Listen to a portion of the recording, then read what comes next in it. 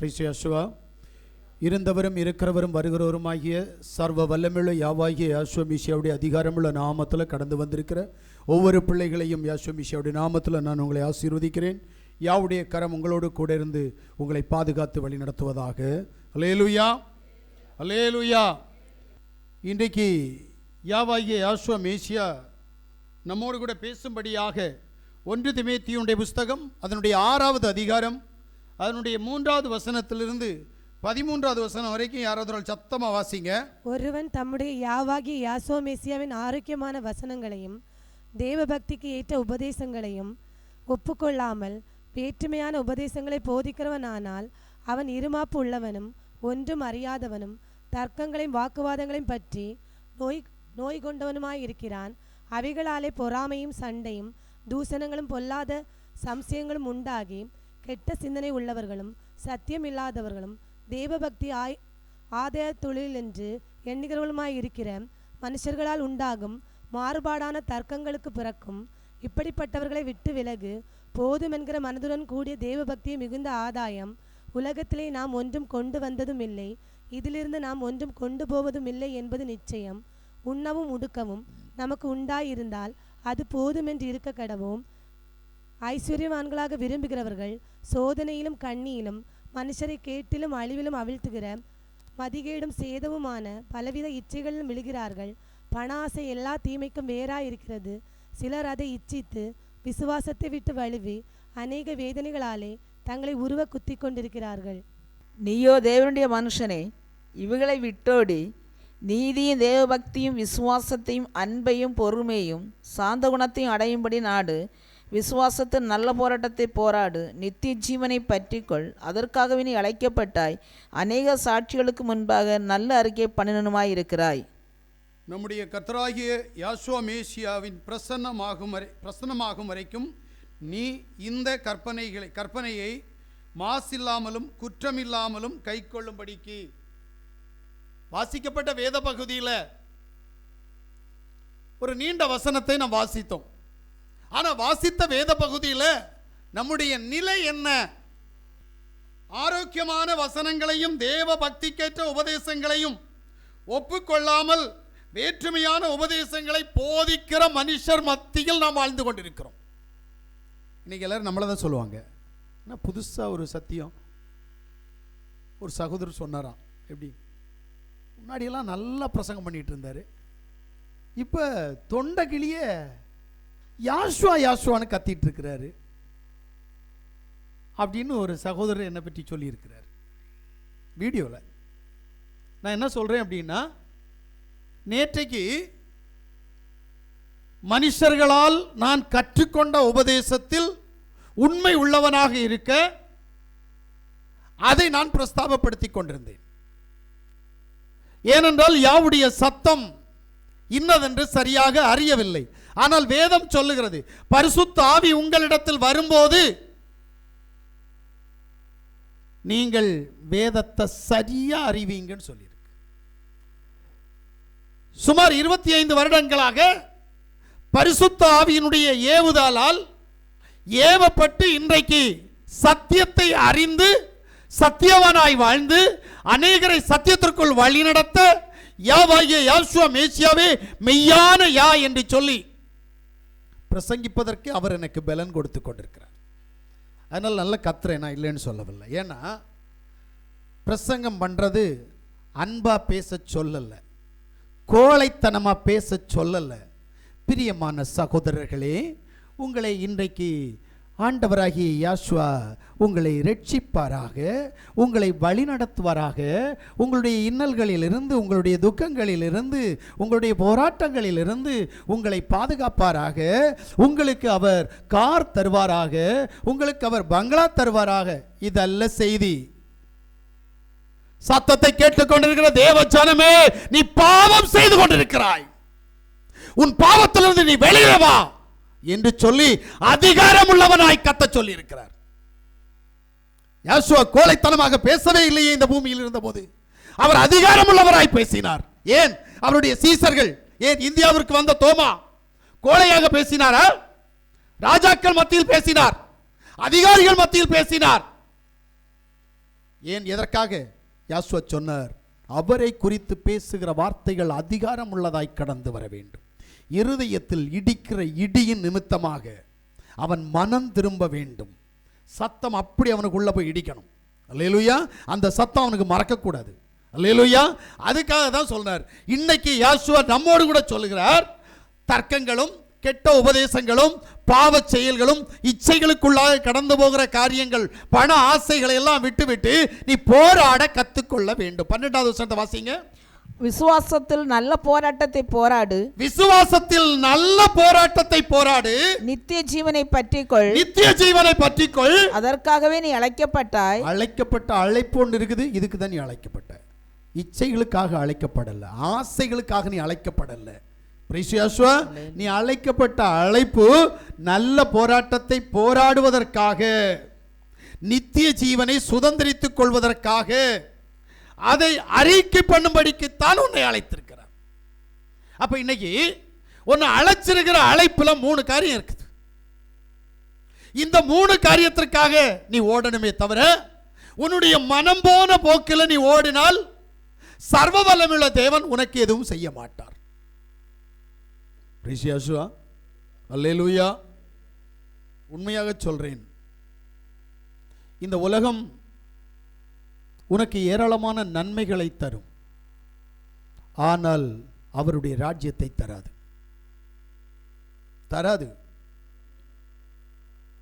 ஏனென்றால் அவருடைய ராஜ்யத்திற்கு இந்த உலகம் வழிகாட்ட முடியாது. ஏன்? இந்த உலகத்தில் எல்லாரும் எதிர்பார்க்கக்கூடிய ஒன்று நல்ல சமாதானம், மகிழ்ச்சியான ஒரு வாழ்க்கை. கிடைக்குமா? திரைகடல் ஓடி திரவியம் தேடுகிறவர்களுக்கு கூட அந்த சமாதானமும் அந்த சந்தோஷமும் இல்லை. கழிஞ்ச நாளிலே பத்திரிகையிலே வாசித்தேன், வெளிநாட்டிலே ஒரு சகோதரி கணவனை இழந்தவள், கோடிக்கணக்கான பணத்தை வைத்து நிம்மதி இல்லை. நிம்மதி இல்லாத வாழ்க்கையில் அந்த பணத்தை ஒரு நாய்க்குட்டிக்கு எழுதி வைத்துவிட்டு அவள் மரித்து விட்டாள். யாருக்கு எழுதி வச்சா? நாய்க்குட்டிக்கு. இப்ப நாய்க்குட்டியை பராமரிக்கிறதுக்கு வேலைக்காரங்க மட்டும் 37 வேலைக்காரனா. ஏன்னா பல கோடி, பல ஆயிரம் கோடிகள் அந்த நாய்க்குட்டி பேர்ல இருக்கு. எதுக்குன்னு தெரியல. பணம் இருந்து அந்த அம்மாவுக்கு என்ன பிரயோஜனம் கேட்டா, சமாதானம் இல்லை, சந்தோஷம் இல்லை, நிம்மதி இல்லை. ஆனபடியினால் தற்கொலை. ஆஸ்தியை நாய்க்குட்டிக்கு கொடுத்திருக்கிறாள். பணம் இருந்து என்ன பிரயோஜனம்? அந்த பணத்தை சம்பாதிப்பதற்கு எவ்வளவு ஆசைப்பட்டிருப்பார், எவ்வளவு இச்சை உண்டாயிருக்கும், எவ்வளவு தியாகம் பண்ணியிருப்பார்கள், எவ்வளவு பொய், எவ்வளவு பித்தலாட்டம், எவ்வளவு பாவம், அத்தனை செய்து சம்பாதித்த பின்பும் சமாதானம் இல்லை, சந்தோஷம் இல்லை. இதற்காகத்தான் எம்பெருமான் சொல்லுகிறார், அவருடைய பிள்ளைகளை பார்த்து சொல்லுகிறார், நீ விசுவாசத்திற்காக நல்ல போராட்டத்தை போராடு. அந்த போராட்டத்தின் பலன் நித்திய ஜீவனாய் இருக்கணும். அந்த நித்திய ஜீவனை குறித்தும் இந்த போராட்டத்தை குறித்தும் போராட்டத்தில் இருந்து ஜெயம் கொடுக்கிறவரை குறித்தும் நீ அறிக்கை பண்ணி அவருடைய பிள்ளையாய் நீ வாழ வேண்டும். இந்த உலகத்தில் நீ எதையும் கொண்டு வரவில்லை, இந்த உலகத்தில் இருந்து எதையும் நீ கொண்டு போகவும் முடியாது. பிரிசியாசுவா, உங்களுக்கு புரியல? அப்புறம் நான் எதுக்கு இவ்வளவு கஷ்டப்பட்டு சம்பாதிக்கிறேன்? ஒட்டச்சான் வயிற்றுக்கு தான், வேற ஒண்ணுக்கு இல்லை. ஒட்டச்சான் வயிற்று. இந்த வயிற்றுக்கு நீ சம்பாதிக்கிறது என்ன கஷ்டப்படுற? எதுக்குன்னு கேட்கிறேன். உண்ணவும் உடுக்கவும் போதும் என்கின்ற மனநிலை வேண்டும். எனக்கு தெரிஞ்சு வேதத்தை நான் வாசிச்சதுல எனக்கு ஒரு சகோதரர் ரொம்ப பிடிக்கும். அவர் ஒரு ராஜா, உங்களுக்கு தான் நல்லா தெரியும். ராஜா யாவுடைய சமூகத்தில் கடந்து போய் சொல்றார், நான் ஐஸ்வர்யவனாகி உம்முடைய நாமத்தை தூசியாதபடிக்கு, நான் ஏழையாகி உம்முடைய நாமத்தை வீணிலே வழங்காதபடிக்கு எனக்கு அன்றன்றுள்ள ஆகாரத்தை தாருன்னு கேட்கல, அளந்து தாரும். இந்த ஒட்டச்சான் வயிற்றுக்கு எனக்கு எவ்வளவு சாப்பாடு தேவையோ அவ்வளவு சாப்பாடை தாருன்னு கேட்கிறேன். நீ என்ன கேட்ப? என்னைக்காவது கேட்டிருக்கிறியா? என் வயிற்றுக்கு எவ்வளோ சாப்பாடு வேணுமோ அவ்வளோ தாரும் ஆண்டவரே, இந்த உடம்புக்கு எவ்வளோ வஸ்திரம் வேணுமோ அவ்வளோ கிடைச்சா போதும் ஆண்டவரே, கேட்டிருக்கிறியா? இல்லைல்ல. ராஜா, அவன்கிட்ட கோடிகள் சொந்தமாக இருக்கும். பழைய காலத்து ராஜாக்கள் அவனை புகழ்ந்து பாடினால் தங்கங்களை வாரி கொடுக்கிற பழக்கங்கள் அந்த நாட்களில் இருந்தது. அப்படிப்பட்ட ராஜா யாவுடைய சமூகத்தில் கேட்கிற கேள்வி என்ன தெரியுமா? எனக்கு அன்றன்றுள்ள ஆகாரத்தை அளந்து தாரும், அதிகப்படியாக வேண்டாம், ஆனால் நான் பிச்சை எடுக்கவும் ஏழையாகவும் இருக்கக்கூடாது, பணக்காரனும் இருக்கக்கூடாது, ரெண்டையும் இருக்கிறேன், நடுத்தரமா இருக்கணும். ராஜா கேட்டான். ஆனா ராஜாவுடைய கீழே இருக்கிற நாம கேட்கிறோம், ஆண்டவரே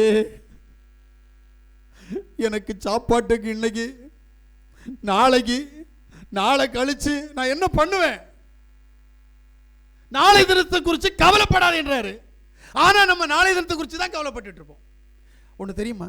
கடவுள் எதை செய்யாதேன்னு சொல்றாரோ அதை செய்வோம், எதை செய்யன்னு சொல்றாரோ அதை செய்ய மாட்டோம். இதான் நம்ம பழக்கம். அதனால்தான் யார் சொல்றார், இப்ப நீ போராடணும், நல்ல போராட்டம் போராடணும். இப்ப போராடணும்னா ஏன் போராடணும், எதுக்கு போராடணும்? முதல் போராட்டம் உள்ள ஒரு மனிதன் மோசே. ராஜ குடும்பத்தில் வளர்ந்துகிட்டு இருக்கிறவன் வெளியில வரான்.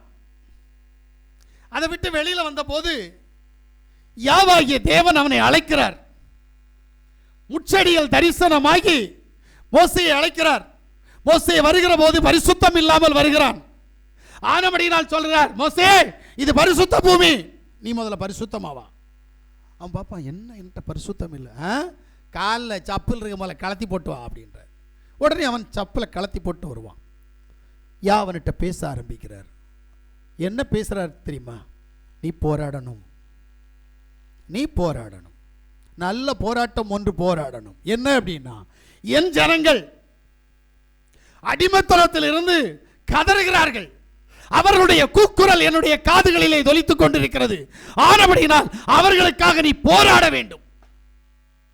போராட்டத்தின் பலன் அவர்களுக்கு விடுதலை கிடைக்க வேண்டும். நன்றாக புரிந்து கொள்ளுங்கள், போராட்டத்தின் பலன் விடுதலை கிடைக்க வேண்டும். அப்ப போராட்டத்துக்கு பலன் வேணும். நீங்க போராடுற போராட்டம் என்ன போராட்டம்னு எனக்கு தெரியல. சாப்பாட்டுக்கு போராடுறோம், வஸ்திரத்துக்கு போராடுறோம், இருக்கிற இடத்துக்கு போராடுறோம். இந்த போராட்டம் எல்லாம் ஒரு நாளும் உனக்கு விடுதலையே தராது. ஆமென். இந்த போராட்டத்தை எல்லாம் போராட சொன்னார். போராடுவது ஜெயம் உண்டாகுவதற்காக போராடணும். இப்ப மோசே போராடினான், இஸ்ரவேல் ஜனங்களை போராட்டத்தின் மூலமாக விடுதலையாக்கினான். விடுதலையாக்கப்பட்ட பின்பும் போராட்டமே. முதல் போராட்டம் செங்கடல், இரண்டாவது போராட்டம் வயிற்று பசி, மூன்றாவது போராட்டம் ஆசை இச்சை, நாலாவது போராட்டம் பொறாமை, அஞ்சாவது போராட்டம் ஊழியக்காரனுக்கு எதிர்த்து போராடுவது. இப்படி அநேக போராட்டங்கள் இஸ்ரவேல் ஜனத்தினிடத்தில் கடந்து வந்தது. அத்தனை போராட்டத்திற்கும் எதிராக மோசே போராடினான், போராடி ஜெயித்தான். அல்லேலூயா. ஆனால் நாம் இன்றைக்கு என்ன செய்து கொண்டிருக்கிறோம்? வேத புஸ்தகம் சொல்லுகிறது, ரோமருடைய புஸ்தகம் 6வது அதிகாரம் 22வது வசனத்தை நாம் வாசிக்கிற போது, இப்பொழுது நீங்கள் பாவத்தினின்று விடுதலையாக்கப்பட்டு தேவனுக்கு அடிமைகளானதினால் பரிசுத்தமாகுதல் உங்களுக்கு கிடைக்கும் பலன் முடிவோ நித்திய ஜீவன். நல்லா கேளுங்க, போராட வேண்டியது எதுக்குன்னா பாவத்தை குறித்து போராடணும். எபிரேயருடைய புஸ்தகம் 12வது அதிகாரம் 4வது வசனம் அதை உறுதிப்படுத்துகிறது. பாவத்திற்கு விரோதமாய் போராடுகிறதில், பாவத்திற்கு விரோதமாய் போராடுவது இரத்தம் சிந்தப்படத்தக்கதாக, இரத்தம் சிந்தப்படத்தக்கதாக நீங்கள் இன்னும் எதிர்த்து நிற்கவில்லையே. இன்னும் எதிர்த்து நிக்கல, போராடல. உன்னை எதுக்கு அழைச்சிட்டு வந்திருக்கா தெரியுமா? இங்க நீ போராடணும். எதுக்கு விரோதமா போராடணும்? உன்னுடைய பாவத்திற்கு விரோதமாய் நீ போராடணும். மேல சொன்ன ஆசை இச்சைகள் எல்லாம் இருக்குல்ல, இதையெல்லாம் நீ தேடக்கூடாது. அது பணமா இருக்கட்டும், உபதேச குழப்படியா இருக்கட்டும், நாளை தினமா இருக்கட்டும், யோசிக்கவே கூடாது. இப்ப ஒன்றும் இல்லை, இப்ப மணி 10:30, நான் மத்தியான சாப்பாட்டுக்காக இப்ப யோசித்தேன்னா வேத வசனத்துக்கு புறம்பாக யோசிக்கிறேன். ஏன்னா யோசுவா சொன்னார், ஆகாயத்து பறவைகளை கவனித்து பாருங்கள், விதைப்பதும் இல்லை, அறுப்பதும் இல்லை, களஞ்சியத்தில் சேர்ப்பதும் இல்லை. கல்லுக்கடியில் இருக்கிற கேரியை கவனித்து பாருங்கள். அவைகளை போஷிக்கிற நான் உன்னை போஷியாமல் இருப்பேனோ? இந்த கேள்விக்கு நம்ம பதில தேடுறதே இல்லை. ஏன்? ஆசை. ஏன்? இச்சை. இந்த ஆசை இச்சைகளை நிமித்தமாக நாம் போராட வேண்டியதற்கு போராடாமல் வேறு எதற்காகவோ நாம் போராடி கொண்டிருக்கிறோம். இன்பமாக இருக்க போராடி கொண்டிருக்கிறோம். பாவ இச்சைகளில் தவிக்க போராடி கொண்டிருக்கிறோம். பாவத்தின் மேல் அவ்வளவு இன்ட்ரெஸ்ட். இதுக்காக போராட, அதை செய்யறதுக்கு போராடுறோமே தவிர எதிர்க்கிறதுக்கு போராடல. ஆனா வேதம் சொல்லுது, பாவத்திற்கு எதிர்த்து போராடத்தக்கதாக இரத்தம் சிந்துதல் ஒன்று வேண்டும். இரத்தம் சிந்துதல் இல்லாமல் பாவ மன்னிப்பு இல்லை. உனக்காகவும் எனக்காகவும் யாஷுவா அடிக்கப்பட்டு இரத்தம் சிந்தி இருக்கிறார். அந்த இரத்தத்தின் வல்லமை உன்னிடத்தில் இருக்கிறதா? Praise Yeshua. இரண்டாவது, ரோமர் 15வது அதிகாரம் 32வது வசனத்தை வாசிக்கிற போது, நீங்கள் தேவனை நோக்கி செய்யும் ஜெபங்களில் நான் போராடுவது போல நீங்களும் என்னோடு கூட போராட வேண்டும் என்று நம்முடைய யாவாகிய யாசோ மேசியா நிமித்தமும் ஆவியானவருடைய அன்பின் நிமித்தமும் உங்களை வேண்டிக் கொள்கிறேன். இப்ப இரண்டாவது போராட்டம். முதல் போராட்டம் பாவத்திற்காக போராடணும். இரண்டாவது போராட்டம் ஜெபத்திற்காக போராடணும். அற்ப சந்தோஷத்திற்காக மனுஷன் போராடிட்டு இருக்கிறான். நான் ஒரு காலத்தில் போராடினேன். எப்படி தெரியுமா? சமாதானம் இல்லைன்னா குடிக்க போவேன். குடிக்கிறதுக்கு சமாதானம் இல்லைன்னா மாத்திரை போடுவேன். அந்த சமாதானம் இல்லைன்னா லைட்டாக ஊசி போட்டுருவேன். இப்படி ஒரு காலத்தில் பண்ணிட்டு இருந்தேன். ஆனால் அதுக்காக போராடுவேன். ஒரு நாள் எனக்குன்னு தோணுச்சு, ஐயோ நான் எங்கேயோ ஒன்றில் அடிமையாக இருக்கிறேனே, ஏதோ ஒன்று என்ன ஆட்டி படைக்குதே. இந்த சிந்தனை எனக்கு எப்போ வந்துச்சோ அப்போ அதை விட ஆரம்பிச்சேன். இந்த ஊர்ல எல்லாம் கல் தெரியும். எங்கள் ஊரில் கல் இல்லை, சுண்டக்கஞ்சி. என்ன அப்படின்னா, சோறு இருக்குல்ல, சோறை பொங்கி தண்ணி வடிக்கக்கூடாது. தண்ணி வடிக்காமல் அதை ஒரு மண்பானைக்குள்ளால் புதைச்சி போட்டு அதில் ஆல்காலை கலந்து உள்ளே போட்டுட்டு கரெக்டாக 3 நாளைக்கு பிறகு அதை எடுத்தால் அது போதை வஸ்து. இதில் நான் கொஞ்சம் வித்தியாசமாக சாப்பிடுவேன். தண்ணியை குடித்தா போதை, ஆனால் நான் சோறை எடுத்து சோறில் சீனியை போட்டு சாப்பிடுவேன். அவ்வளவு போதையாக இருக்கும். இப்படி நான் ஒரு காலத்தில் அடிமையாக இருந்தேன். அதற்காக போராடினேன். அந்த போராட்டத்திலிருந்து என் யாவாகிய யாஷுவா, என் தேவன் என்னை விடுதலை பண்ணி இருக்கிறார். ஆனால் இன்னைக்கு நம்ம அப்படியே அடிமையாக வாழ்ந்துகிட்டே இருக்கோம். என்ன நேற்று செஞ்சது தான் இன்னைக்கு செய்யணும், இன்னைக்கு செஞ்சதை நாளைக்கு செய்யணும். இப்படி தான் வாழ்கிறோம். இந்த வாழ்க்கை நிரந்தரம் அல்ல. இந்த வாழ்க்கை உன்னை அழிக்கும். நான் இன்னைக்கு நான் சமாதானமாக இருக்கிறேன்னு சொன்னால் அதை விட்டு வெளியில் வந்ததுனால. அதனால தான் தேவன் சொல்கிறாரு, முதல்ல உன்னுடைய பாவத்திற்காக போராடு, ரெண்டாவது ஜெபத்திற்காக போராடு. ஜெபம் பண்ண விடாது. ஏன்னா நீ யாருக்கு அடிமையாக இருக்கிற? இப்பிரபஞ்சத்தின் அதிபதிக்கு அடிமையாக இருக்கிற. அவன் உன்னை ஜெபம் பண்ணி அவன்கிட்ட வெளியில போறதுக்கு உன்னை விட்டுருவானா? இல்ல. அப்ப நீ என்ன செய்யணும்? நீ போராட. நான் ஜெபம் பண்ணுவேன். நம்ம என்ன சொல்ல தெரியுமா? ஜெபம் பண்ண விடல, ஜெபம் பண்ண முடியல. இதுதான் உன் பதில். இது போராட்டம் இல்லை, அடிமைத்தனம். உன்னால ஜெபம் பண்ண முடியவே முடியாது இனி. ஏன்னா எப்ப ஒரு மனுஷன் தன்னை விடவும் தன் எதிராளி பெரியவன் என்று நினைத்து அதற்கு அடிமையா இருக்கிறானோ, அந்த அடிமைத்தனத்தை விட்டு ஒரு நாளும் திரும்ப முடியாது. விசாரிக்கலாம், அவன் என்னை விட பெரியவனான்னு விசாரிக்கலாம். ஆனா அவனுக்கு அடிமையாக கூடாது. அடிமையானீங்கன்னா வெளியில வர முடியாது. சொல்லலாம், நான் வந்துருவேன், வந்துட்டேன் சொல்லலாம். இல்ல, மறுபடியும் நீ யாவாகிய யாசுவா மேசியாவை நோக்கி பார்க்கிற போதுதான் தெரியும் நீ எங்க அடிமையா இருக்கிறேன். அது வரைக்கும் தெரியாது. ஜெயம் கிடைக்குமா என்று கேட்டால் இல்லை. ஏன்னா நீ அடிமைத்தனத்தில் இருக்கிற போது உனக்கு ஜெயம் உண்டாகாது.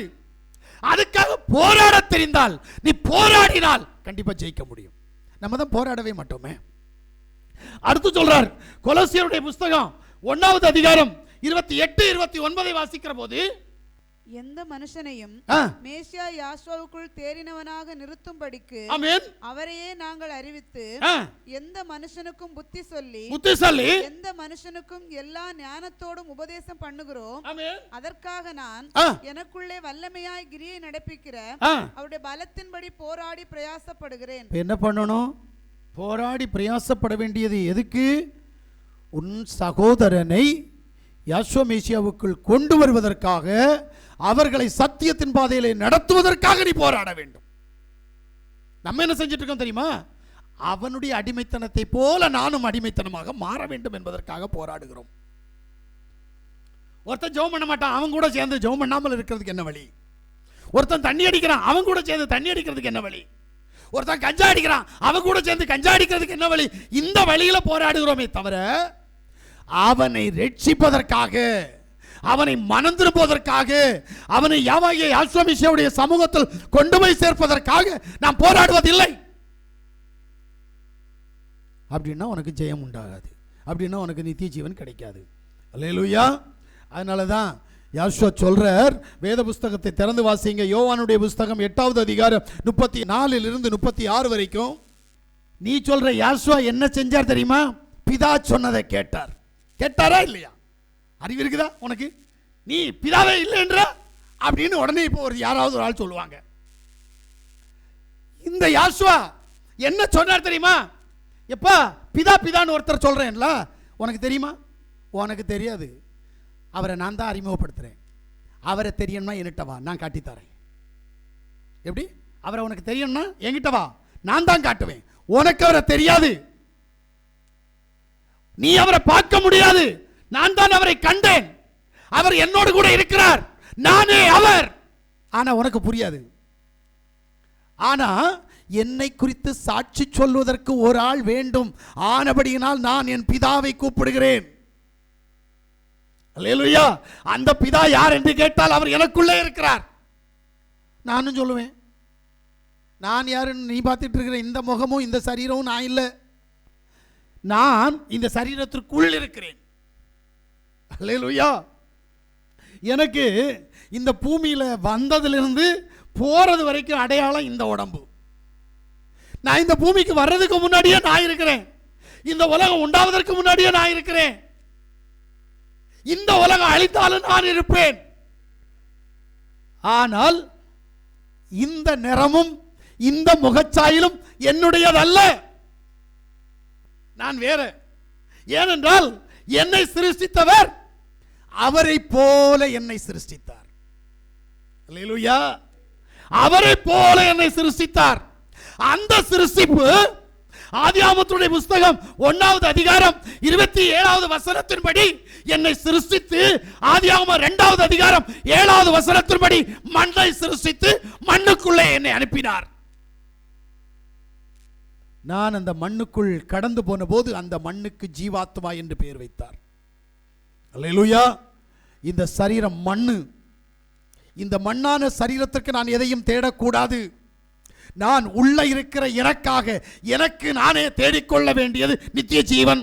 அதற்காக எனக்கு நானே போராட வேண்டிய போராட்டம் விசுவாசத்தில் நல்ல போராட்டம். அறிகிற அறிவு ரொம்ப முக்கியம். ஆனா சொல்றார், குமாரன் உங்களை விடுதலை ஆக்கினால் அது மெய்யான விடுதலை.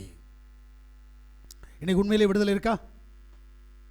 விடுதலை வேணும்னா எபிரேயருடைய புஸ்தகம் 2வது அதிகாரம் 14-15 சொல்லப்பட்ட பிரகாரமாய், ஆதலால் பிள்ளைகள் மாம்சத்தை இரத்தத்தையும் உடையவர்களாய் இருக்க அவரும் அவர்களைப் போல மாம்சத்தை இரத்தத்தையும் உடையவரானார்.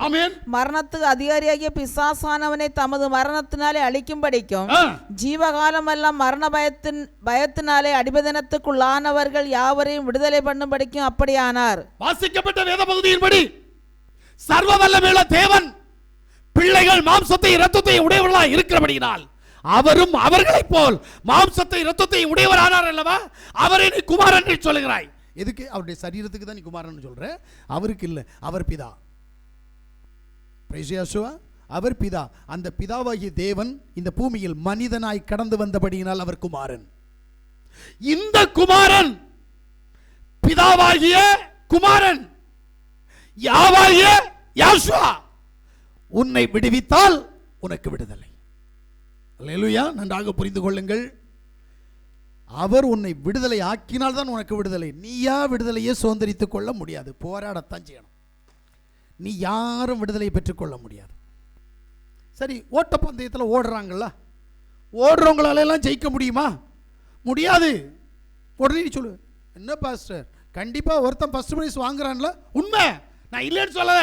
4 பேர் தோத்ததுனால தான் ஒருத்தருக்கு ஜெயம் வந்துச்சு. கூட ஓடுறாங்கல்ல, அவன் தோத்து போறதுனால உனக்கு ஜெயம் வந்துச்சே தவிர நீ ஓடி ஜெயம் என்று நான் சொல்ல மாட்டேன். அல்லேலூயா. என் கொள்கை கொஞ்சம் வித்தியாசமானது. என் கூட ஓடினவங்க ஓட முடியல, அதனால எனக்கு ஜெயம் உண்டாச்சு. இதான் உண்மை. நான் ஜெயிச்சிட்டேன்னு சொல்லிட்டு கோல் தூக்காத. பிரைஸ் யாசுவா. நீ ஜெயிப்பதற்கு 4 பேரை தோக்கடிச்சிருக்கிற, 4 பேர் தோத்துருக்கிறாங்க. அவங்க தோத்ததுனால தான் நீ ஜெயிச்சிருக்கிற. ஆமென். இப்ப நீ யாரை தோக்கடிக்கணும்? உன்னையே நீ தோக்கடிக்கணும். எந்த ஒண்ணு வெளியில காமிக்கிறியே, 2 கண்ணு, மூக்கு, வாய், கை, உடம்பு, இருதயம், காலு, இதை நீ தோக்கடிக்கணும். யார் தோக்கடிக்கணும்? உள்ள இருக்கிற நீயே இந்த மாம்சத்தை தோக்கடிக்கணும். போராட வேண்டியது உனக்கு நீயே போராடணும். போராட்டத்தில் ஜெயம் வேணும். முதல்ல பாவத்திலிருந்து, பாவத்தின் காரணமாக தடை காணப்படுவது ஜெபத்துல. ஜெபத்துக்கு தடை. பிரைஸ் யாசுவா. நல்லா புரிஞ்சிடுங்க. இப்ப பாவத்திலிருந்து ஜெயம் எடுத்தா மட்டும்தான் ஜெபிக்க முடியும், இல்லைன்னா ஜெபிக்க முடியாது. 2வது வெளிப்படுத்தலுடைய புஸ்தகம் 21வது அதிகாரம் 4வது வசனத்தை வாசித்தீங்கன்னா, அவர்களுடைய கண்ணீர் யாவையும் தேவன் துடைப்பார். இனி மரணமும் இல்லை, துக்கமும் இல்லை, அலறுதலும் இல்லை, வருத்தமும் இல்லை, முந்தினவைகள் ஒளிந்து போயின என்று விளம்பினது. வாசிக்கப்பட்ட வேத பகுதியில் இனி கண்ணீர் இல்ல, துக்கம் இல்ல, மரணம் இல்ல, வியாதி இல்ல, நோய் இல்ல, ஒண்ணு கிடையாதான் சொல்லிட்டார்ல. அப்ப சுகவீனத்தையும் மரணத்தையும் எதிர்த்து போராடுகிற போராட்டம் உன்னிடத்தில் இருக்கணும். அல்லேலூயா. ஏன்னா யாசுவா இந்த பூமியில் இருந்தபோது வியாதியை எதிர்த்து போராடினார். வியாதிஸ்தர்களுக்கு குணம் கொடுத்தார், மரித்தவனுக்கு ஜீவன் கொடுத்தார். ஏன் ஒன்னாளுக்கு அதுக்கு முடியல? அவர் தானே உனக்குள்ள இருக்கிறாரு, அவர் தானே உனக்குள்ள இருக்கிறாரு. இப்ப அவர் உனக்குள்ள இருந்தால் அவர் ஒரு காரியத்தை சொல்லிக்கிட்டு போனார். என்னை விசுவாசிக்கிறவன் என்னிலும் பலத்த கிரியைகளை செய்வான். ஏன் அவர் செஞ்ச கிரியையே செய்ய ஒன்றும் இல்லை. பிசாசை மட்டும் விரட்டிறேன், வியாதியை மட்டும் மாத்திறேன், ஏன் முடியல? அப்ப அவர் உன்னிட்ட இல்லை. மரணத்தை எல்லாம் ஜெயிக்கணும். ஏன்னா அவரு அந்த ஊர்ல இருந்த எல்லா மனிதவனையும் ஜெயித்து எழுப்பினாரான்னு கேட்டா இல்லை. விரல் விட்டு எண்ணக்கூடியவங்களை அவர் ஏதோ ஒரு காரியத்திற்காக மரித்தவனை எழுப்பினார். நீ அதை விட்டு. ஆனா நோயாளியை குணமாக்கினார், பிசாசு பிடித்தவனுக்கு சுகபலன் ஆரோக்கியத்தை கொடுத்தாரே, உனக்கு எங்கே அந்த விடுதலை இருக்கா? இல்ல. அந்த போராட்டம் இருக்கா? இல்ல. அப்போஸ்தலரை பார்த்து சொன்னார், பிசாசை விரட்ட முடியலையா? கவலைப்படாத. இந்த வகை பிசாசு ஜெபத்தினாலும் அன்றி உபாசத்தினாலும் அன்றி போகாது, நீ அதை செய் முதல்ல அப்படின்னாரு. நமக்கு அதை தான் செய்ய மாட்டோம். உபாசம் இருந்தாலே பிசாசு வரும், ஜெபம் பண்ற நேரமே பிசாசு வரும். எப்படி புரியலையா? நல்லா ஜெபம் பண்ணிட்டு இருப்போம், பிசாசு வந்து தலையில் அடிச்சிருச்சு, அதுக்கப்புறம் ஜெபம் ஓடலை. பிசாசு வந்து இருமலை தந்துருச்சு, பிசாசு வந்து இழுப்பை தந்துருச்சு, பிசாசு வந்து நெஞ்சு வலியை தந்துருச்சு. இதுதான் காரணம். ஏன்னு கேட்கிறேன், போராட்டம் இல்லாத ஒரு வாழ்க்கை. நீ போராட வேண்டும் என்று சொல்லுகிறதற்காக நீ போராடித்தான் ஆகணும். ஒரு வேலை செய்ததை பார்த்தேன், கருங்கல்லு தூக்கி தூக்கி தூக்கி தூக்கி எனக்கே கஷ்டமாயிடுச்சு. நம்ம இந்த மனுஷன் இவ்வளோப்பா என்ன வேலை செய்கிறாரு, எதுக்கு? ஒரு 1000 ரூபாய்க்கு வேண்டி அவர் என்ன கஷ்டப்பட்டு, அது ஒரு போராட்டம். நான் பக்கத்தில் போய் சொன்னேன், நான் கொஞ்சம் நில்லுங்களேன். இல்லை இல்லை இல்லை வேலையை முடிச்சிடுறேன். எனக்கு ஆச்சரியமா இருந்துச்சு.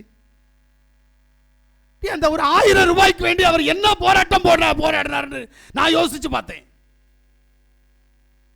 உங்க வேலைகள் எல்லாம் நான் பார்க்கறது இல்லை, அண்ணன் வேலையை பார்த்ததுனால. கருங்கல்ல அப்படி தூக்குறாரு. ஐயோ ஞாபகம் இருக்கா? கருங்கல்ல அவ்வளவு கஷ்டப்பட்டு தூக்குறாரு. ஏன்னா அந்த போராட்டம் அன்றைக்குள்ள கூலிக்காக. போராடினால் மட்டும்தான் உங்களுக்கான பலன் கிடைக்கும். இன்னைக்கு நம்ம போராடுறதே இல்லையே. அதே இது ஆன்மீகத்துல போராடுறோமா? எனக்கு விரோதமா எழும்புகிற பிசாசுடைய கிரியைகளை முறியடிக்க நான் போராடுவேன். எத்தனை பேர் போராடுற? என்னுடைய வியாதிக்காக, என்னுடைய சரீரத்தில், என்னுடைய குடும்பத்தில் இருக்கிற பிசாசுடைய போராட்டத்திற்காக நான் போராடுவேன். எத்தனை பேர் போராடுற? இல்ல, அப்படிப்பட்ட ஒரு போராட்டம் இன்னும் நம்மகிட்ட வரலையே. போராட்டம் இல்லாமல் விடுதலையாகிய ஜெயத்தை சுதந்திரித்துக் கொள்ள முடியாது. மூன்றாவது ஒரு காரியம், யோவான் சுவிசேஷம் 8வது அதிகாரம் 32வது வசனத்தை வாசித்து பாருங்க. சத்தியத்தையும் அறிவீர்கள், சத்தியம் உங்களை விடுதலையாக்கும். வாசிக்கப்பட்ட வேத பகுதியில் போராட வேண்டிய விஷயம் சத்தியத்திற்காக போராடணும். இப்ப சத்தியம்னா என்ன? உண்மை அப்படித்தானே சொல்லுவீங்க? இல்ல, சத்தியம் என்பது யாசுவா. சத்தியம் என்பது யாசுவாவுடைய வார்த்தை. அல்லேலூயா. இப்ப சத்தியம் யாசுவா, சத்தியம் யாசுவாவுடைய வார்த்தை. சரி, அறிஞ்சிட்டேன் என்ன? இல்ல, அறிஞ்சா மட்டும் போறாது. அறிகிறது என்பது கீழ்ப்படிதல் என்ற அர்த்தம். கீழ்ப்படிதல் இல்லைன்னா நீ அடங்கல. கீழ்ப்படிறது கொஞ்சம் கஷ்டம். கீழ்ப்படிறதுக்காக போராடு. நான் கீழ்ப்படிந்தே ஆக வேண்டும். இந்த எண்ணம் நம்மகிட்ட வருதா? அதுக்காக முயற்சி பண்ணுவோமா? இல்லையே. நான் இருக்கிறேன் ஒரு அப்பா என்ற ஸ்தானத்தில். எனக்கு 2 பிள்ளைகள் இருக்குதுன்னா இந்த பிள்ளைகளை பார்த்து சொல்லுவேன், டேய் அப்ப நீ கீழ்ப்படிங்கடா. புருஷன் என்ற அதிகாரத்தில் இருக்கிற போது மனைவியை பார்த்து சொல்லுவேன், என் வார்த்தைக்கே கீழ்ப்படிய மாட்டேங்கிறேன், கீழ்ப்படிமா. பாஸ் என்ற நிலைமையில இருந்துட்டு சொல்லுவேன், ஏய் விசுவாசிகள் நீங்க கீழ்ப்படிங்க. ஆசை இருக்கா இல்லையா? ஆனா நீ எங்க கீழ்ப்படுகிற? நீ யாருக்கு கீழ்ப்படுகிற? கீழ்ப்படிதல் மிக மிக அவசியம். எதை நம்புறியோ, எதுக்கு அடங்குறியோ அதுக்கு கீழ்ப்படிஞ்சாகணும். அந்த கீழ்ப்படிதல் ஒரு போராட்டம். அப்ப சத்தியத்திற்காக போராட வேண்டும். போராடி அதற்கு கீழ்ப்படிந்தால் நீ விடுதலையை பெறுவாய். அல்லேலூயா. இன்னைக்கு நம்மகிட்ட சத்தியமும் இல்லை, சத்தியமாகிய யாசுவாவும் இல்லை, யாசுவாவுடைய வார்த்தையும் இல்லை. ஏன்னா வந்துச்சுன்னா கீழ்ப்படியணும். கீழ்ப்படிகிற பழக்கம் நம்மகிட்ட இல்லையா? அது இருக்குமா?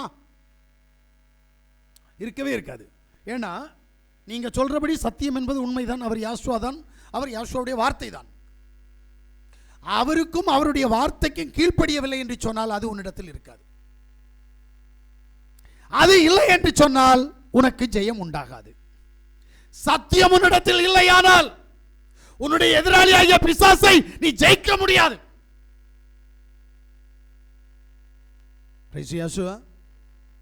எப்படி ஜெயிப்ப?